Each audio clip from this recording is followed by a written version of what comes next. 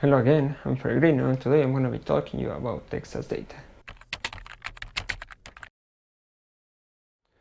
Yes, this is another video of the series about what I was doing here in the University of Glasgow over the last 9 months. And today it's turn to talk about text as data, another one of the most important subjects that I had while I was studying here data science. Text as data was a name given to this course in an attempt to cover most of the things that we saw during the course. It was a kind of a generic name to talk about text analysis and text classification. The idea behind this course was to teach us how to organize and categorize text, how to search and retrieve text, and the third one is how to analyze text, to extract the sentiments that the authors were expressing when writing those texts. This course was nicely ordered in 2 lectures, being the first one, Introduction to Text. In the first lecture, we review how can text be processed as sparse vectors. How can we calculate different similarity measures between 2 vectors using similarity measures? After that, we check the bag of words representation, as well as how can we go beyond working with single tokenized words and consider pairs or triplets of words using n-grams. We finalize this lecture by reviewing the problems with using term frequency as the only criteria to describe our documents.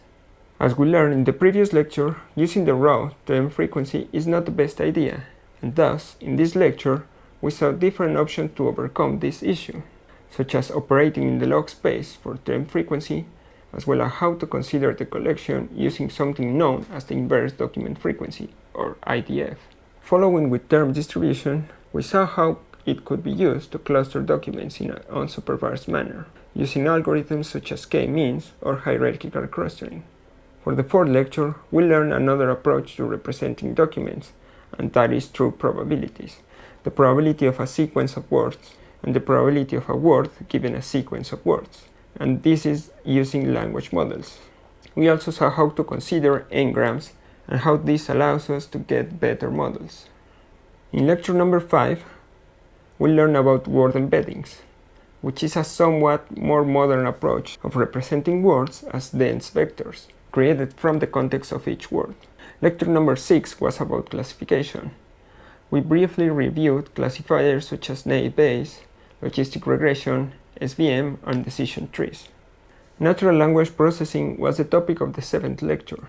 In this case, things like parts of the speech tagging and dependency parsing, and some of the other techniques involved in natural language processing.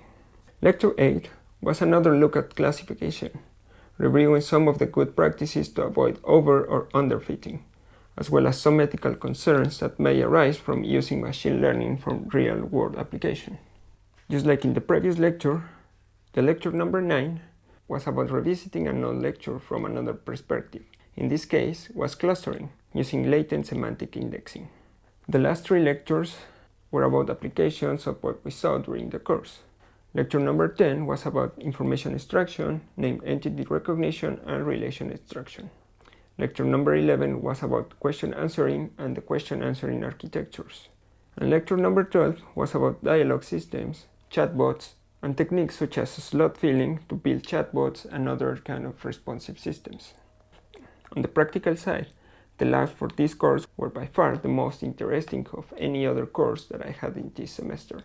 We worked with tools such as NLTK, SpaceC, and the Google version of Jupyter Notebooks. As you can probably tell, this course was closely related to information retrieval. This was one of the most interesting courses that I had. As always, this video was a little bit short, so if you want to learn more about one of those things, just let me know in the comments. And that's been everything for me, at least for this video. And remember, if you like this video and if you find it useful, just give it a like, and I'll see you in the next one.